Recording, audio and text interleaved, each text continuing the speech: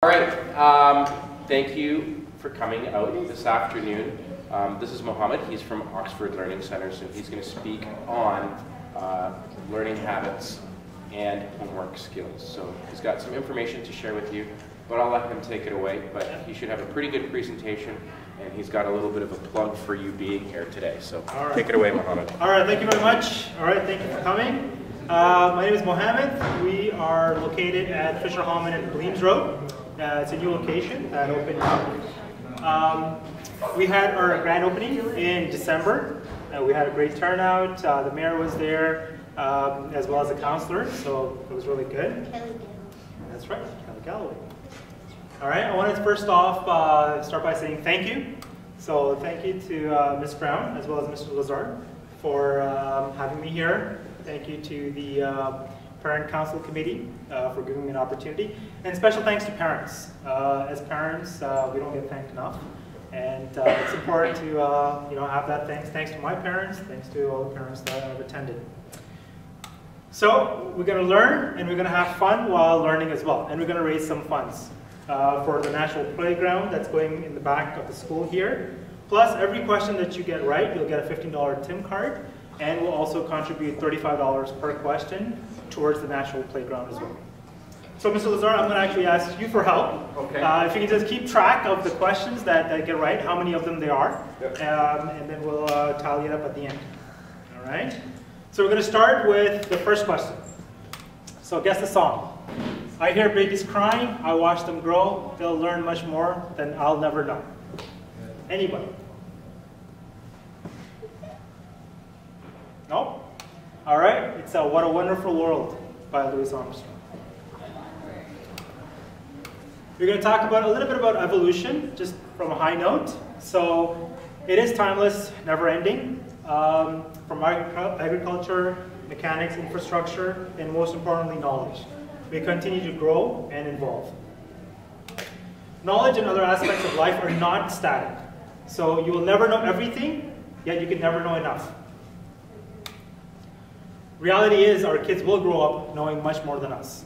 It's our responsibilities as parents, caregiver, teachers to guide, nurture them, and help them grow along the way. Delivery of knowledge and education has also evolved as well. It's changed a lot. We're using different strategies, different methods of teaching as well. Number 2, guess the following quote. The future depends on what we do in the present. I haven't got it, but oh, Great Mahatma Gandhi. I was thinking Nelson. A little bit about ourselves. So we are an after-school learning center. Our programs are designed for students from age 3 till 18 years and beyond. So what is the major difference? So we focus on cognitive learning as well as academic support. So that's what we focus on. So if you look at normal tutoring, tutoring will last until the next sessions. It's very much a silo approach. It's a lot of drill repeat. Where we are different is that we look at learning awareness and learning skills. So we take a look at the cognitive approach for your child. We ensure that comprehension is a very big part of what we do, as well as academics. So it gives you the entire foundation, and it's for life. It's learning that will last a lifetime. So how is our approach? So we help children how they learn, improve how they learn, which increases their confidence and their motivation. So do more, try harder, and achieve higher. So cognitive and comprehension is a theme that's going to be throughout the presentation. So what is a cognitive learning model? So building confidence, motivation, and self-esteem does take time. It's not an overnight approach, or there's no shortcut to developing that. There is no quick fix, no easy button, and there is no band-aid solution.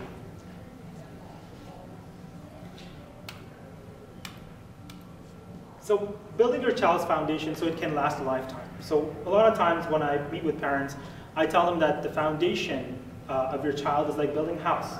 If the foundation is strong, the house will last a lifetime. You can build whatever you want on it. But if there's gaps, or if the foundation is weak, it will eventually crumble, right? So it's sort of that same concept. So if you have confidence, motivation, active thinking, academics, as well as self-esteem. What will that give us?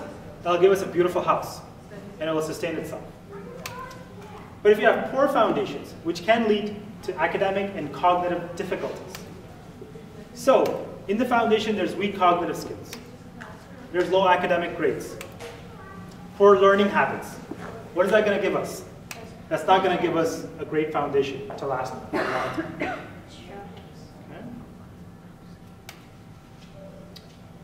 Number 3. Education is the most powerful weapon we can use to change the world. Nelson Mandela. Excellent! Yes! Congratulations! He's absolutely right. Nelson Mandela. Beautiful, beautiful. School in our school. All right, we're going to talk a little bit about ADHD.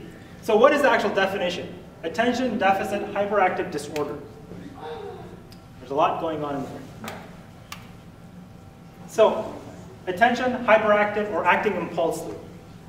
It begins at the age of 6, and it does have a poor result on academics, if you have that. Okay? Some children genuinely have a medical condition that they need medication for. It's very difficult for them to process, and the brain does work over time. However, there are a lot of kids who are placed in this spectrum who've just not learned or have not been taught how to learn. For reading, spelling, counting, and writing, paying attention is a vital sign, vital key that kids need.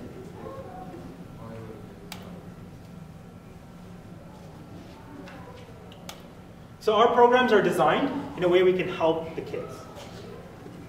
We help them overcome obstacles and develop skills that will improve on their learning approach. We individually design the programs for them. And what we do is we focus on cognitive skills as well as conceptual skills. So creative thinking and problem solving. That's very important for kids. Also, we help them with metacognitive processes. So what does that mean? That means thinking about thinking. This is to say that they become more aware of what their minds are doing. It helps with comprehension. It helps with absorbing information. Some tips to deal with ADHD at home. Get their attention. Cue them in. Say their first names, as opposed to just randomly yelling out instructions. Say your child's name. Let them know that you're going to be giving them instructions. Repeat instructions if necessary. Eye contact is extremely important. Go down to their level. You have to understand that they're looking at it from a 3-foot, 4-foot, 5-foot perspective, and they see a totally different world. Their world is not the same as what you see. It's important to make eye contact. Emphasize it. Repeat the main points. Don't repeat the entire instructions from A to Z. Repeat what is the most important part of the instructions. Remove distractions. Don't give them instructions while TV's on. Family discussion is happening, you have music playing, or if there's a fish tank behind you. But most likely the child's looking at the fish tank. They're not looking at you. Okay? Here's another one. If you can't fly, then run. If you can't run, then walk. If you can't walk, then crawl. But whatever you do, you have to keep moving forward. Martin Luther King. Yes! Oh, amazing! Martin Luther King Jr., amazing! Good job! Excellent! Excellent! We're going to talk a little bit about CAPD, so Central Auditory Processing Deficit. So if you look at it like that, I mean, you can see the kids who are covering their ears. It talks about a little bit, tell me more, I'm all ears. So what does it actually mean? So it's processing of auditory information. It talks a little bit about auditory discrimination as well.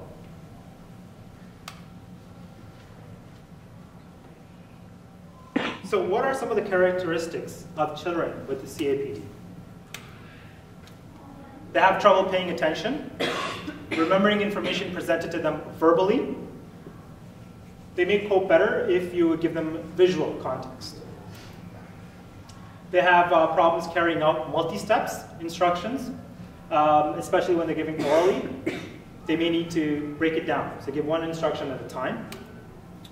They have poor listening skills. Behavior problems, extra time for processing of information. Also have low academic performance, difficulty with reading, comprehension, spelling, and vocabulary. Also language difficulty.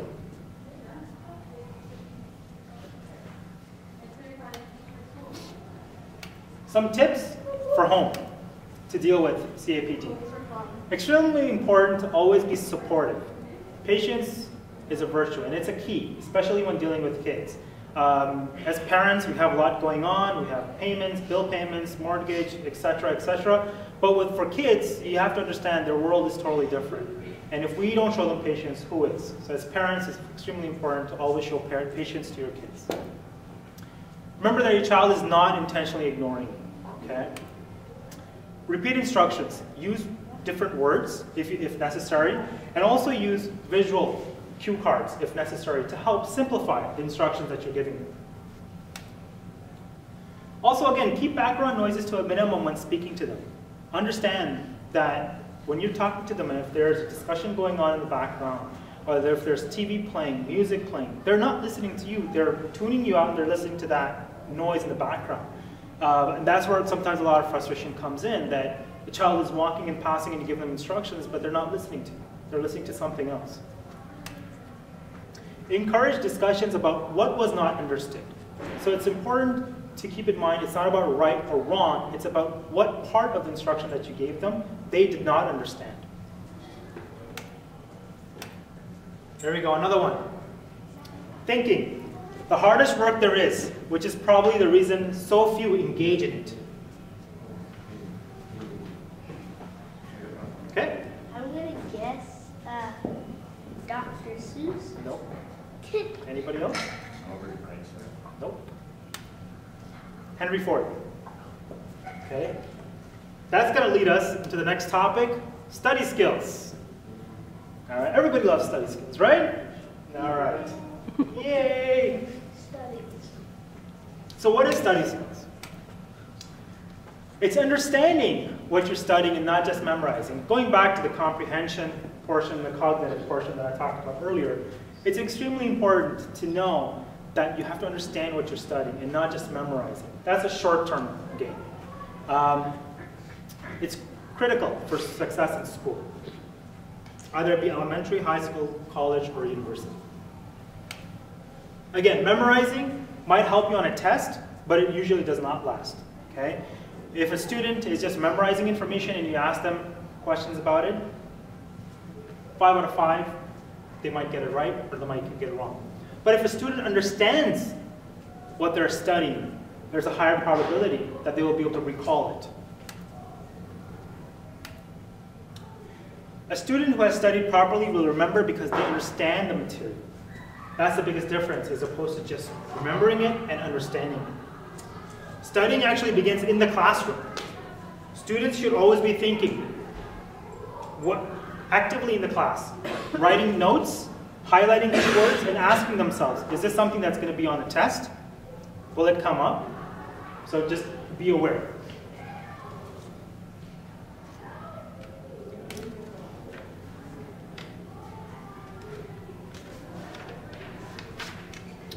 So here are some study skills, 6 do's, and then we'll talk about don'ts as well. Start early.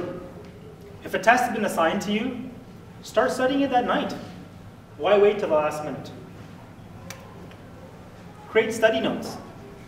Creating and reviewing study notes really helps you understand what's being taught to you, as well as prepare for any tests and exams that you may have coming up. Practice paraphrasing to build comprehension.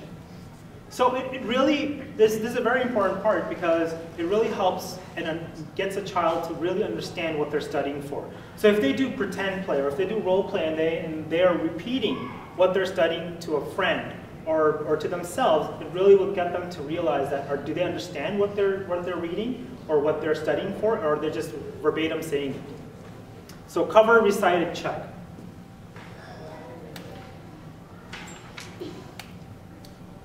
Create flashcards and practice test. You can put main ideas, concepts, formulas on flashcards, which you can review and take practice tests to figure out what else you need to focus on. Focus on the least understood material. Our natural tendency is always to go towards what we already know. But what about all the stuff that you don't know? That's where you have to make yourself stronger. That's where you have to focus. So it's very important to focus on what you don't know or are weak at and make that your strength. Use mnemonic devices. So literally that means memory needs every method of nurturing its capacity. Mnemonic. So what does this mean? So for example, here we have ROYG. So, but if it's colored, then you can understand that R with the colored being red, it stands for red. O, but if it's colored in with orange, you'll understand that it's for orange. So there's different methods that you can use. Then we're going to talk about don'ts. So there's do's and there's don'ts. Wait until it's too late. Cramming does not work. For all the parents, you know what I'm talking about. Cramming does not work.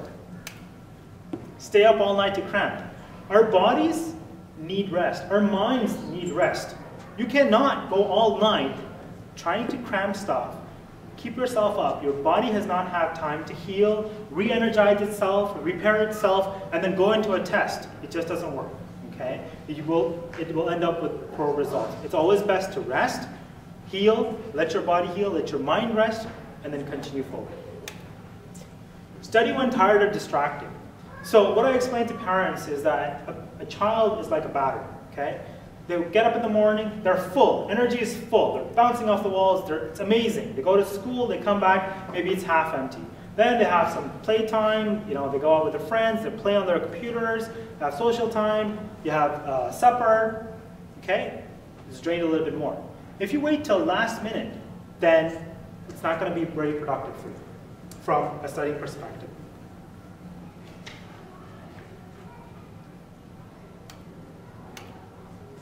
Reviewing without a plan. Have a strategy before you begin studying. Don't just flop through notes. Ensure that you know what you're studying and what the material is, and then have a plan. Study off a screen. So study has shown that when you're studying off a computer screen, there's more recalling effects if you study off paper. So even though in this day and age where technology is all around us and it's part of our lives, in and out, paper is still very much alive. It's around, and it's a very important part of our lives. Memorizing, again, going back to the same comprehension, cognitive perspective. Understand what you're studying. Don't just memorize it.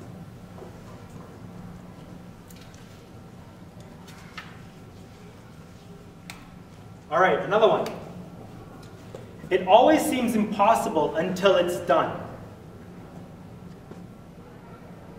Anybody? Ms. Brown? Nelson Mandela. One of my favorites.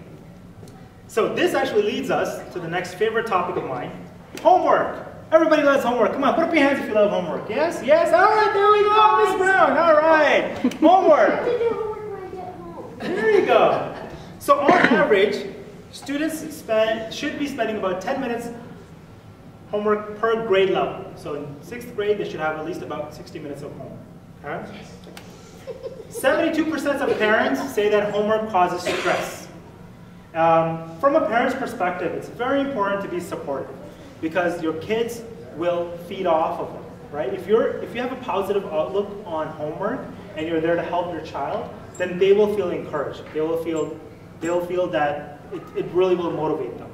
But if you look at it with a very negative outlook, then they will also feel very negative about it. Creating a habit for homework. So that's very important. Creating a habit really does work because it will have a structure for them. It eliminates a lot of stress, frustration, and it will also balance. So balance is a very key word because nowadays with being online, going on social networks, with your friends, chatting, TV, you have to have balance. You have to have homework time in there. It's necessary. Some of the most common reasons that students struggle to complete homework: lack of understanding or gaps. Disorganization. Not knowing how to begin or where to begin. Student has a test, they have homework, but sometimes they don't even know where to start. Lack of confidence.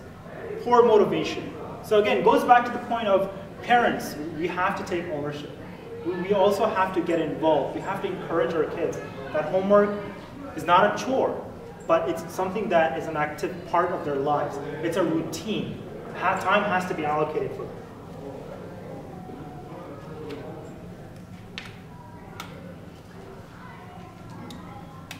So should parents help with homework? Answers? No. No? Yes? Maybe? Yes. Studies have shown that when parents are involved, they have an active part of their kids' education and their homework, the child performs better at school. But how much is too much? When parents are doing the homework, that's too much help. All right? So we do have to draw the line between doing the homework and helping our child. That's very important. It's very counterproductive when parents start doing the homework for the kids. The whole point of homework is for kids to understand the concepts that are being taught in school, not having parents do it for them. While the parent is helping, it's equally important to identify the problem areas for your child. I'll also note that kids do get stressed out. They do get frustrated. We're not the only ones as adults. Kids also have that too, especially when they're struggling, especially when they're not able to answer a question that they know it's just there, but they just are not able to answer it. They do get frustrated. So it's important to intervene and help your child. Again, intervene and help, not intervene and answer the question. Again, counterproductive. Intervene, help, guide them. Creating a homework-friendly atmosphere is crucial. And that's crucial because if you have TV going on and you ask them to do homework, that is not creating an environment for them. If there's family discussions going on and you ask the child to do homework, that is not creative for them. If you ask them to go to their rooms and do homework, but you know they have iPads there, laptops there, they're online, the chances of them focusing on just homework is very minimal. Okay, so create an atmosphere. And again, this is not for the whole day. This will be for 30 minutes, 60 minutes, depending on what grade they're in. And then that's it. After that, when they're done, they're free to go online, chat with their friends, go out, but at least that portion of that homework is done. So 6 do's. We'll talk about the do's and then we'll talk about the don'ts. Organization. Keep all homework together. Just like us as adults. You know, we get bills in the mail, we have to keep it together. We have to have it organized. Just same with the kids as well. They have to have their materials organized. They have to have a desk that they can work on, at least have a central place where they can keep all their equipment, all their stuff, so that it's readily available to them. Frequent breaks, that's important too. Again, as adults, when we go to work, we understand that we need a break. You know, we need a coffee break, you know, we need a washroom break, you have lunch breaks. Same thing with kids as well, that they need to be able to take a break to clear their minds, then come back and then begin again. It's important to monitor this. As parents, you have to make sure that they're just not taking a break and not coming back. That's not good. Okay, so it's important to make sure that they take a break, but then they come back and then they begin again. Using of an agenda. This is so crucial. This is the important part of it, is they need an agenda. Because agenda will help them with remembering their assignments and also planning their workflow. Think about it as parents. If you took my iPhone away, my God, I would not know what my calendar is like. Okay, it would be chaotic. And it would be the same for a lot of parents as well. We live by our calendars. Same thing with the child. They need organization and help. They need to be able to remember. They need an agenda. And it's important to help them utilize it in a productive way. They don't need to write play dates in there. They need to write what their homeworks are. Okay, what page that has to get done, what assignments are coming up, what tests are coming up. That's important. That will help them, similar to how we use our calendars. Consistency. Consistency, consistency. That's the key focus here. You have to have time, a set time each day, or a time frame, and then stick to it. So if it's before supper, they do their homework, then stick to that on a nightly basis when they have homework. That's important because when their homework is done, then they can do, you know, they can play, they can have supper, they can do some other activities. But then keep it consistent. This will also help build routines. Asking for help. It's crucial that kids have confidence that they can ask help from their parents. And it's equally important for parents to provide time, help when children ask. I purposely put time there because time is extremely valuable. You know, it's not measurable, it's extremely valuable. And for kids, your time is more important than the fact that if you're able to help them or not. Because you won't have the answers to it all, but the fact that you're willing to give them time, sit down with them, maybe Google it up, research it for them, or just help it break it down. That is more value. That adds a lot of value for the kids. And then they know that whenever they ask you for help, you will give them their time. You will give them your time to them. So that's a key focus here. Time management. Please don't get them to do homework before bed. Goes back to the same point of the battery. Think about it, your energy level for a child is like a battery. Bedtime, it's drained. And you ask the child now to solve problems, to start reading, doing their homework, there's nothing left. They need to go to sleep to recharge. Same concept, time management is very important. Ensure that you allocate at least 30 or 60 minutes or more for their homework. Keep it consistent, have a routine. Those are very extremely tips. Now we're going to talk about the don'ts. Too much research. There is such a thing as too much research, okay? You do need to know when to stop. It's important. Kids can get lost doing research and there'll be days and their assignment's still not done. Whereas if it's focused, if there's a time limit on it, they'll be much more productive and then they'll get it done. They can always improve on it, but they'll just get it done. Distractions. Again, talk about TVs, turning TVs, cell phones, music players off. Nowadays, kids have all of that in their bedrooms. They have that at their fingertips. Don't be on social media sites or instant messaging, especially for your kids when they're doing homework. It's very counterproductive, right? So remove that. And again, it's not taking it away from them. It's not a punishment. It's just the fact that, you know what, you have homework to do. 30 minutes, sit here, get it done, and then after that you can go on and you can chat, you can Facebook, you can do whatever you want. But just for that time, just have focus. Focus. Frustration and stress. Like I mentioned earlier, kids do get stressed out. They do get frustrated. It's important to understand that. But don't get them, don't give the child the answers. That's not productive. Help them manage their frustration. Help them manage their stress levels. Okay, guide them, coach them. Procrastinating. Be involved in your child's homework. That's important, okay? Allocate time to get this done. Parents do need to take ownership. As much as we want the kids to be responsible, we want them to remember, we want them to know that they have homework. Reality is that, again, look at it from their level. 3 feet, 4 feet, 5 feet. It's a totally different world. They have 100 million things going on in their minds. Homework is probably the least of it. It's on the back train, okay? Take ownership of it. Just ask them. Get in a routine of always asking them. Go through their books. See if they have it. Guide them. Coach them. It is our responsibility as parents. Not double checking. Reviewing the homework does help catch mistakes. Review it together. Not just yourself. The child does the homework and you're reviewing and the child is gone. That's not going to be anything. That's not going to help them. But if you review it with them, it'll take a couple of minutes. You don't have to mark all the answers. Review it with them. It'll help them. It'll get into good habits of catching mistakes. Homework is not a punishment. Again, it goes back to parents. Positive outlook is very important for homework, especially with kids. Kids feed off of that.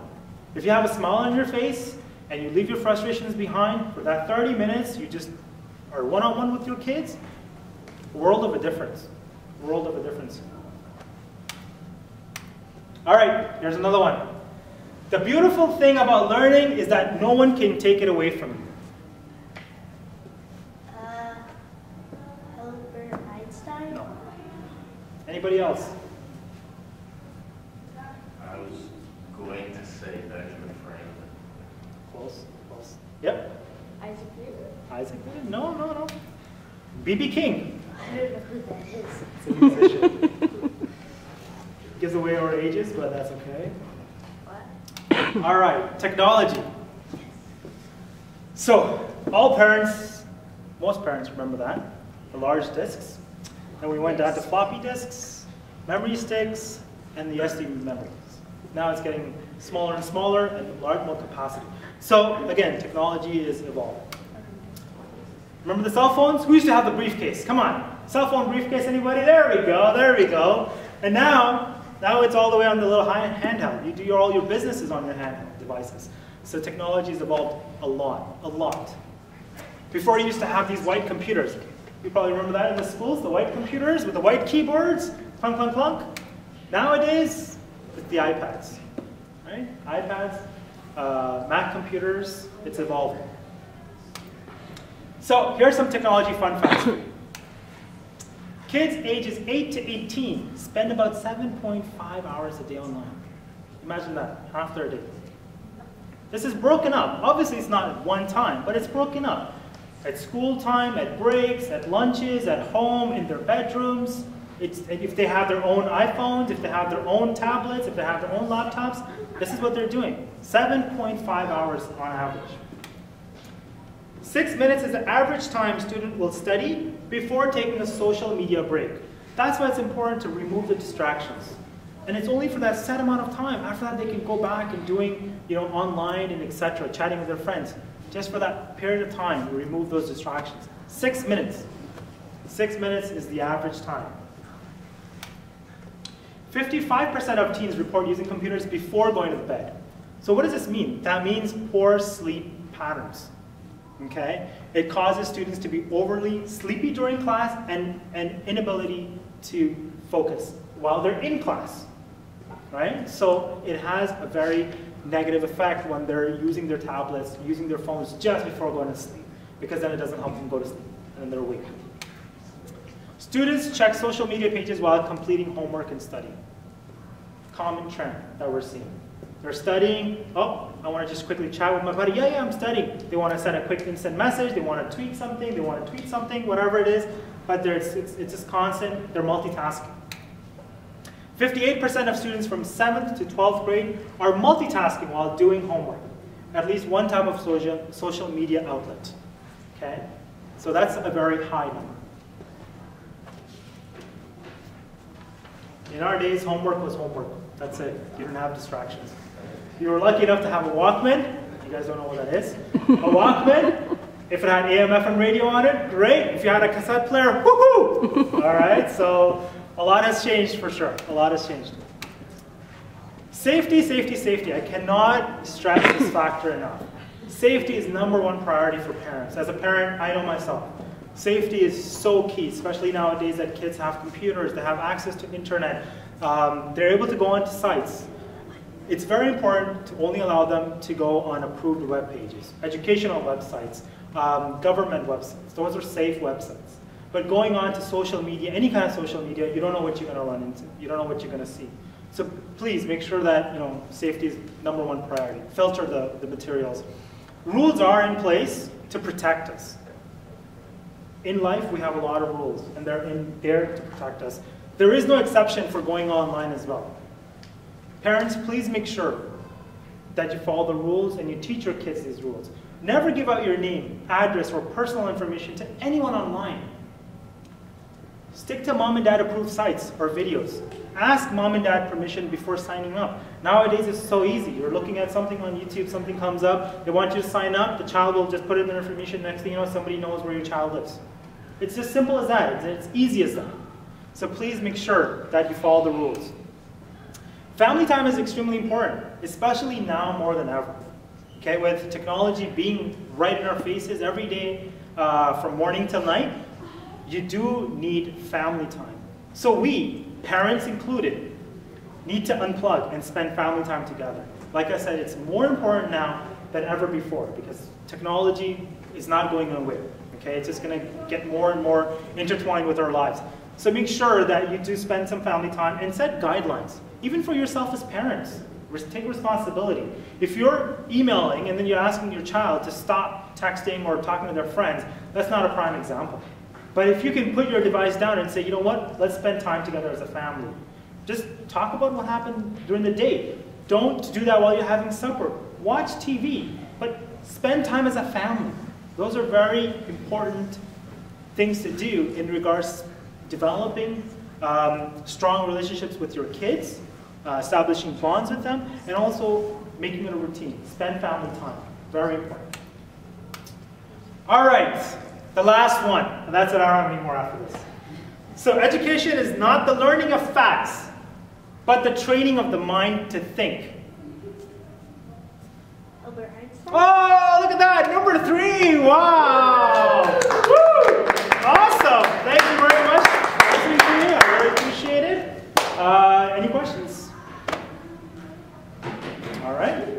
Thank you, Ms. Brown, again for having me. I really appreciate it. Mohammed, it's so wonderful having you here. Oh. Truly, truly. behalf of all of us here at W.T.T. School Council, all of the staff, and of course the parent community here, we greatly appreciate hearing your thoughts around homework and supporting our kids academically. A little gift from us to you, and thank you ever so much. So I want to say, because of this gentleman here, he got 3 questions right. Right? Were you keeping tabs, sir? 3 questions. All right, 3 questions right. You'll get 3 Timmy cards, and plus, for each question, $35 we're going to contribute to our national program. That is wonderful. Thank you All so right, much. thank you.